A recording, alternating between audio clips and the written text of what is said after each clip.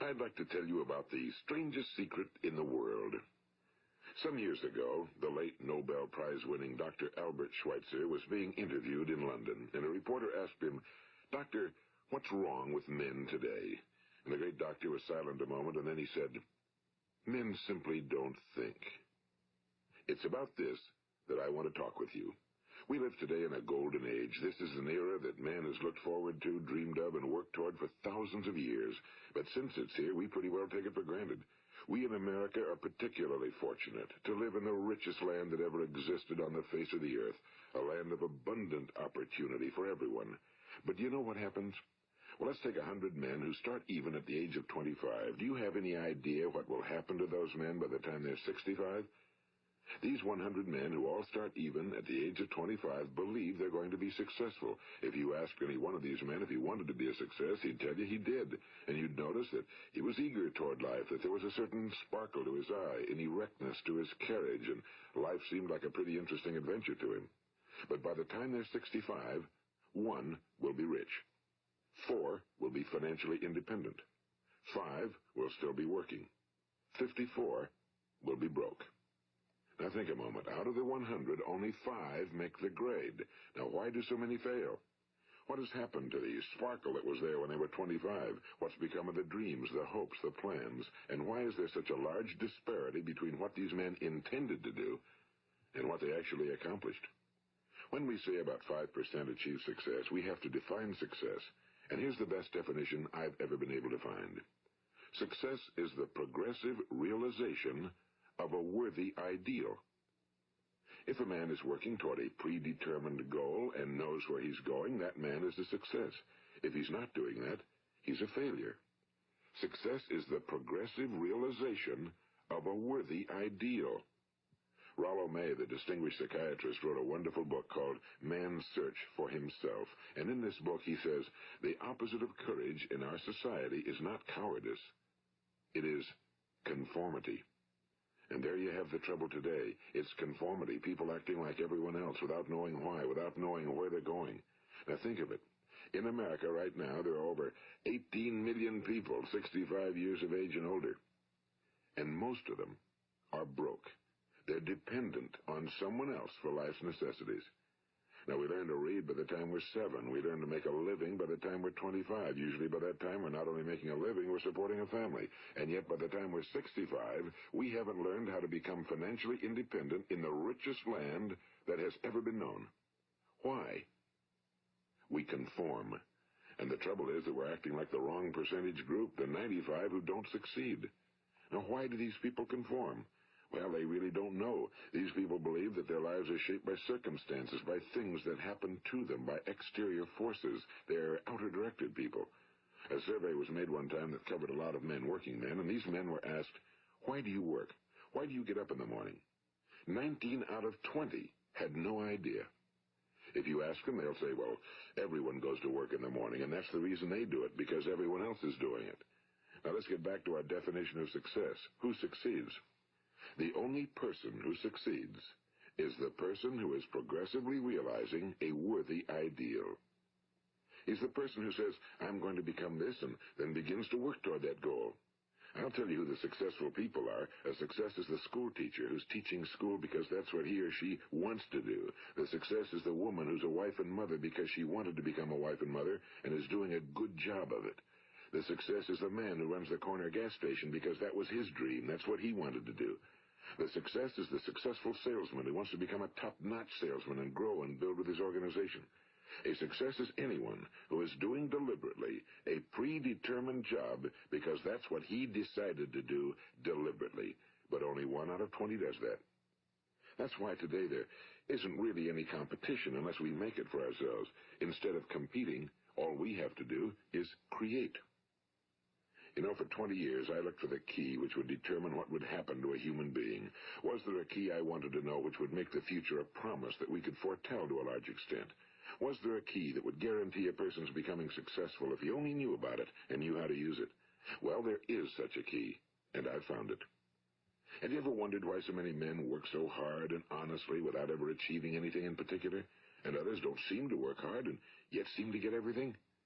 They seem to have the magic touch. You've heard them say that about someone. Everything he touches turns to gold. And have you ever noticed that a man who becomes successful tends to continue to become successful? And on the other hand, have you noticed how a man who's a failure tends to continue to fail? Well, it's because of goals. Some of us have goals, some don't. People with goals succeed because they know where they're going. It's that simple. Think of a ship leaving a harbor, and think of it with the complete voyage mapped out and planned. The captain and crew know exactly where it's going and how long it'll take. It has a definite goal. Now, 9,999 times out of 10,000, it will get to where it started out to get. Now, let's take another ship, just like the first, only let's not put a crew on it or a captain at the helm. Let's give it no aiming point, no goal, no destination. We just start the engines and let it go. I think you'll agree with me that if it gets out of the harbor at all, it will either sink or wind up on some deserted beach, a derelict. It can't go anyplace because it has no destination and no guidance, and it's the same with a human being.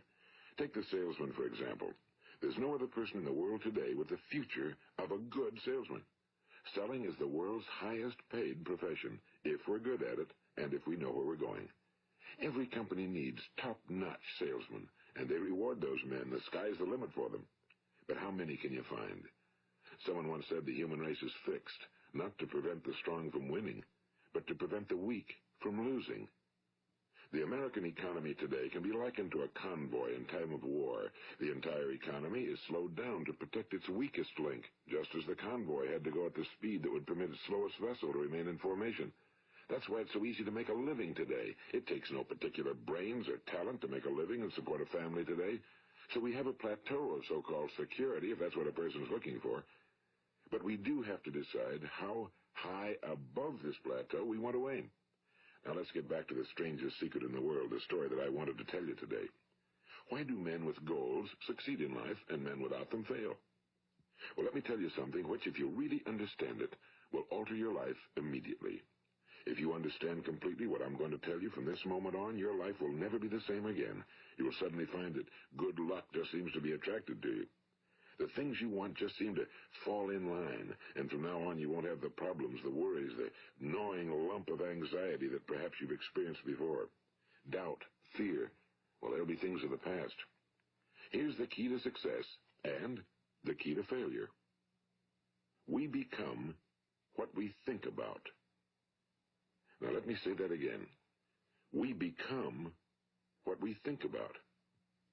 Throughout all history, the great wise men and teachers, philosophers and prophets have disagreed with one another on many different things. It's only on this one point that they are in complete and unanimous agreement.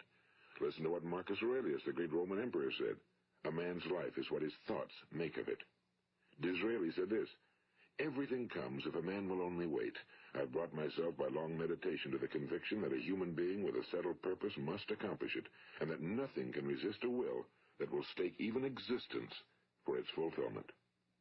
Ralph Waldo Emerson said this, a man is what he thinks about all day long. William James said, the greatest discovery of my generation is that human beings can alter their lives by altering their attitudes of mind. And he also said, we need only in cold blood act as if the thing in question were real, and it will become infallibly real by growing into such a connection with our life that it will become real. It will become so knit with habit and emotion that our interest in it will be those which characterize belief. And he also said, if you only care enough for a result, you will almost certainly attain it. If you wish to be rich, you will be rich. If you wish to be learned, you will be learned. If you wish to be good, you will be good. Only you must then really wish these things and wish them exclusively, and not wish at the same time 100 other incompatible things just as strongly. In the Bible, you read in Mark 9:23, if thou canst believe, all things are possible to him that believeth. My old friend Dr. Norman Vincent Peale put it this way, this is one of the greatest laws in the universe. Fervently do I wish I had discovered it as a very young man. It dawned upon me much later in life, and I found it to be one of the greatest, if not my greatest discovery outside of my relationship to God. The great law, briefly and simply stated, is that if you think in negative terms, you will get negative results. If you think in positive terms, you will achieve positive results. That is the simple fact, he went on to say, which is at the basis of an astonishing law of prosperity and success. In 3 words, believe and succeed. William Shakespeare put it this way: our doubts are traitors and make us lose the good we oft might win by fearing to attempt. George Bernard Shaw said, people are always blaming their circumstances for what they are. I don't believe in circumstances. The people who get on in this world are the people who get up and look for the circumstances they want, and if they can't find them, make them. Well, it's pretty apparent, isn't it? And every person who discovered this for a while believed that he was the first one to work it out. We become what we think about.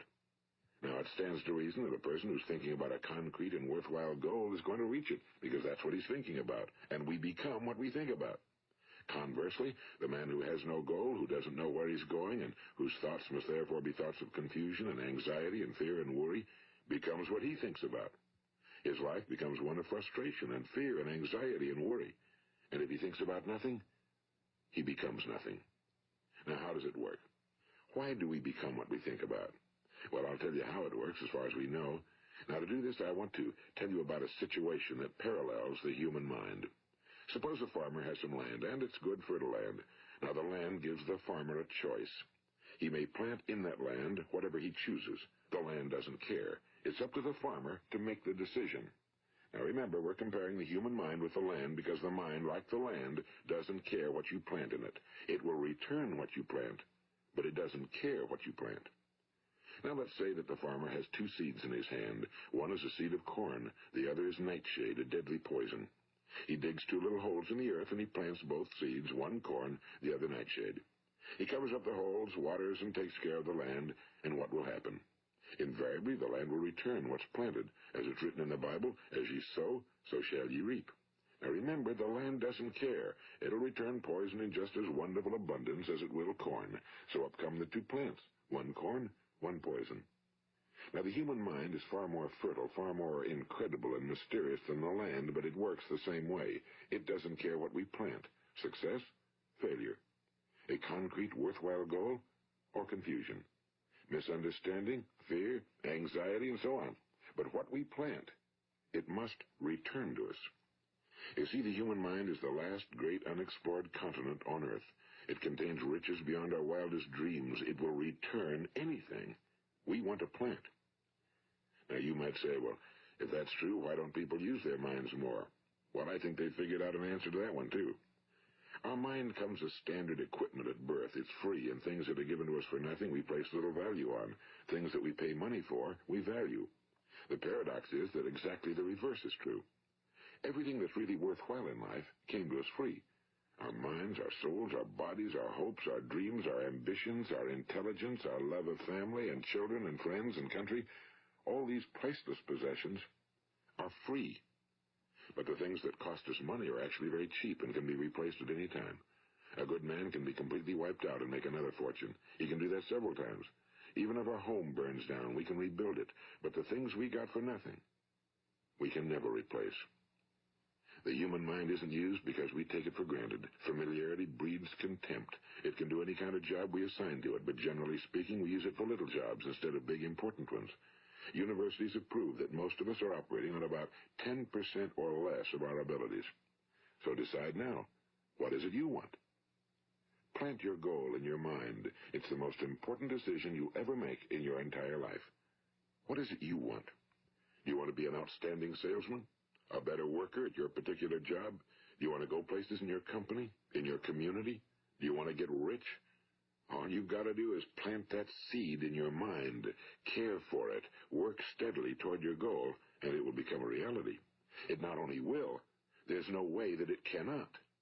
You see, that's a law, like the laws of Sir Isaac Newton, the laws of gravity. If you get on top of a building and jump off, you'll always go down. You'll never go up, and it's the same with all the other laws of nature. They always work. They're inflexible. Think about your goal in a relaxed, positive way. Picture yourself in your mind's eye as having already achieved this goal. See yourself doing the things you will be doing when you've reached your goal. Ours has been called the phenobarbital age, the age of ulcers and nervous breakdowns and tranquilizers, at a time when medical research has raised us to a new plateau of good health and longevity. Far too many of us worry ourselves into an early grave trying to cope with things in our own little personal ways without learning a few great laws that will take care of everything for us.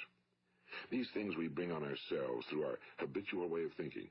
Every one of us is the sum total of his own thoughts. He is where he is because that's exactly where he really wants to be, whether he'll admit that or not. Each of us must live off the fruit of his thoughts in the future, because what you think today and tomorrow, next month and next year, will mold your life and determine your future. You're guided by your mind. I remember one time I was driving through eastern Arizona, and I saw one of those giant earth-moving machines roaring along the road at about 35 miles an hour with what looked like 30 tons of dirt in it. A tremendous, incredible machine, and there was a little man perched way up on top with the wheel in his hands guiding it. And as I drove along, I was struck by the similarity of that machine to the human mind. Just suppose you're sitting at the controls of such a vast source of energy. Are you going to sit back and fold your arms and let it run itself into a ditch? Or are you going to keep both hands firmly on the wheel and control and direct this power to a specific, worthwhile purpose? It's up to you. You're in the driver's seat. You see, the very law that gives us success is a two-edged sword. We must control our thinking. The same rule that can lead a man to a life of success, wealth, happiness, and all the things he ever dreamed of for himself and his family. That very same law can lead him into the gutter. It's all in how he uses it, for good or for bad. This is the strangest secret in the world. Now, why do I say it's strange, and why do I call it a secret? Actually, it isn't a secret at all. It was first promulgated by some of the earliest wise men, and it appears again and again throughout the Bible, but very few people have learned it, understand it. That's why it's strange, and why, for some equally strange reason, it virtually remains a secret. I believe that you could go out and walk down the main street of your town and ask one man after another what the secret of success is, and you probably wouldn't run into one man in a month who could tell you. Now, this information is enormously valuable to us if we really understand it and apply it. It's valuable to us not only for our own lives, but the lives of those around us, our families, employees, associates, and friends. Life should be an exciting adventure. It should never be a bore. A man should live fully, be alive. He should be glad to get out of bed in the morning. He should be doing a job he likes to do because he does it well. One time I heard Grove Patterson, the great late editor-in-chief of the Toledo Daily Blade, make a speech, and as he concluded his speech, he said something I've never forgotten. He said, "My years in the newspaper business have convinced me of several things. Among them, that people are basically good, and that we came from someplace, and we're going someplace. So we should make our time here an exciting adventure. The architect of the universe didn't build a stairway leading nowhere." And the greatest teacher of all, the carpenter from the plains of Galilee, gave us the secret time and time again.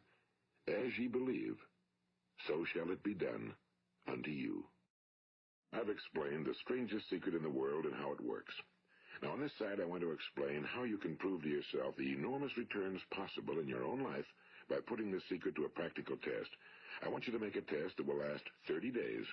It isn't going to be easy, but if you'll give it a good try, it will completely change your life for the better. Now, back in the 17th century, Sir Isaac Newton, the English mathematician and natural philosopher, gave us some natural laws of physics which apply as much to human beings as they do to the movement of bodies in the universe.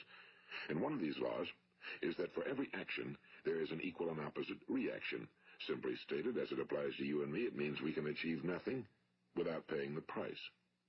The results of your 30-day experiment will be in direct proportion to the effort you put forth. To be a doctor, you must pay the price of long years of difficult study. To be successful in selling, and remember that each of us succeeds to the extent of his ability to sell. Selling our families on our ideas, selling education in schools, selling our children on the advantages of living the good and honest life, selling our associates and employees on the importance of being exceptional people. To, of course, the profession of selling itself.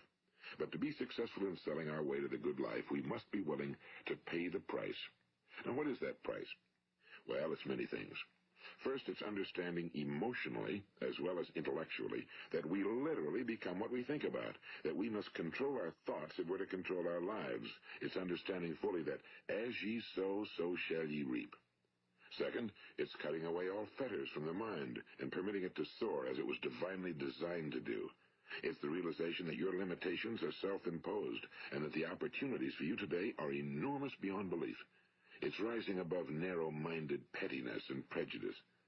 And third, it's using all your courage to force yourself to think positively on your own problem, to set a definite and clearly defined goal for yourself, to let your marvelous mind think about your goal from all possible angles, to let your imagination speculate freely upon many different possible solutions, to refuse to believe that there are any circumstances sufficiently strong to defeat you in the accomplishment of your purpose, to act promptly and decisively when your course is clear, and to keep constantly aware of the fact that you are, at this moment, standing in the middle of your own acres of diamonds, as Russell Conwell used to point out. And fourth, save at least 10% of every dollar you earn. It's also remembering that no matter what your present job, it has enormous possibilities, if you're willing to pay the price. Now let's just go over the important points in the price each of us must pay to achieve the wonderful life that can be ours. It is, of course, worth any price. 1. You will become what you think about. 2. Remember the word imagination and let your mind begin to soar. 3. Courage. Concentrate on your goal every day. 4. Save 10% of what you earn. And 5. Action.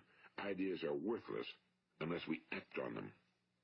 Now, I'll try to outline the 30-day test I want you to make. Keep in mind that you have nothing to lose by making this test and everything you could possibly want to gain. There are two things that may be said of everyone. Each of us wants something, and each of us is afraid of something.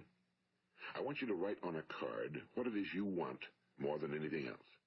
It may be more money. Perhaps you'd like to double your income or make a specific amount of money. It may be a beautiful home. It may be success at your job. It may be a particular position in life. It could be a more harmonious family. Each of us wants something. Now write down on your card specifically what it is you want. Make sure it's a single goal and clearly defined. You needn't show it to anyone, but carry it with you so that you can look at it several times a day. Think about it in a cheerful, relaxed, positive way each morning when you get up, and immediately you have something to work for, something to get out of bed for, something to live for. Look at it every chance you get during the day and just before going to bed at night. And as you look at it, remember that you must become what you think about, and since you're thinking about your goal, you realize that soon it will be yours. In fact, it's yours really the moment you write it down and begin to think about it. Look at the abundance all around you as you go about your daily business. You have as much right to this abundance as any other living creature. It's yours for the asking. Now we come to the difficult part. Difficult because it means the formation of what is probably a brand new habit, and new habits are not easily formed. Once formed, however, it will follow you for the rest of your life. Stop thinking about what it is you fear. Each time a fearful or negative thought comes into your consciousness, replace it with a mental picture of your positive and worthwhile goal. And there'll come times when you'll feel like giving up. It's easier for a human being to think negatively than positively. That's why only 5% are successful. You must begin now to place yourself in that group. For 30 days, you must take control of your mind. It will think about only what you permit it to think about. Each day for this 30-day test, do more than you have to do. In addition to maintaining a cheerful, positive outlook, give of yourself more than you've ever done before. Do this knowing that your returns in life must be in direct proportion to what you give. The moment you decide on a goal to work toward, you're immediately a successful person. You are then in that rare and successful category of people who know where they're going. Out of every 100 people, you belong to the top 5. Don't concern yourself too much with how you're going to achieve your goal. Leave that completely to a power greater than yourself. All you have to do is know where you're going. The answers will come to you of their own accord and at the right time. Remember these words from the Sermon on the Mount, and remember them well. Keep them constantly before you this month of your test. Ask, and it shall be given you. Seek, and ye shall find. Knock, and it shall be opened unto you. For every one that asketh receiveth, and he that seeketh findeth, and to him that knocketh it shall be opened. It's as marvelous and as simple as that. In fact, it's so simple that in our seemingly complicated world, it's difficult for an adult to understand that all he needs is a purpose and faith. For 30 days, Do your very best. If you're a salesman, go at it as you've never done before, not in a hectic fashion, but with the calm, cheerful assurance that time well spent will give you the abundance in return you deserve and want.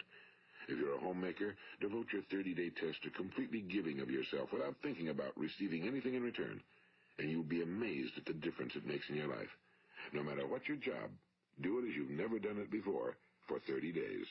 And if you've kept your goal before you every day, you'll wonder and marvel at this new life you've found. Dorothea Brand, the outstanding editor and writer, discovered it for herself and tells about it in her fine book, Wake Up and Live. Her entire philosophy is reduced to the words, act as though it were impossible to fail. She made her own test with sincerity and faith, and her entire life was changed to one of overwhelming success.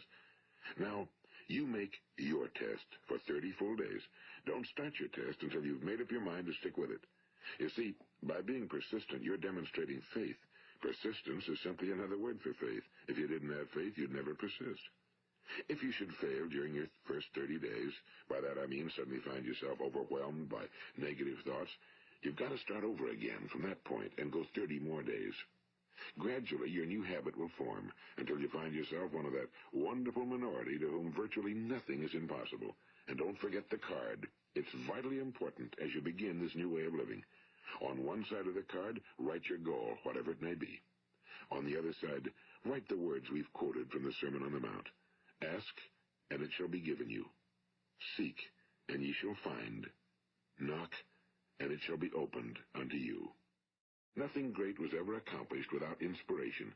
See that during these crucial first 30 days, your own inspiration is kept at a peak. And above all, don't worry.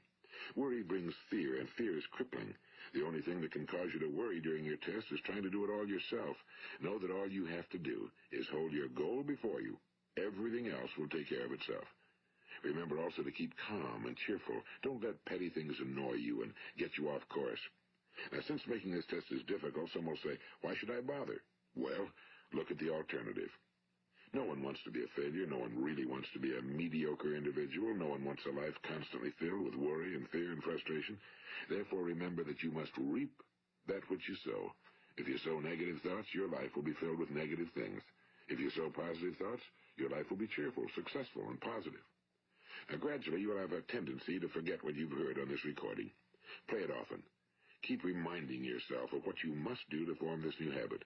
Gather your whole family around at regular intervals and listen to what's been said here. You know, most men will tell you that they want to make money without understanding the law. The only people who make money work in a mint. The rest of us must earn money. This is what causes those who keep looking for something for nothing or a free ride to fail in life. The only way to earn money is by providing people with services or products which are needed and useful.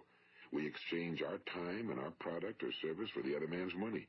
Therefore, the law is that our financial return will be in direct proportion to our service.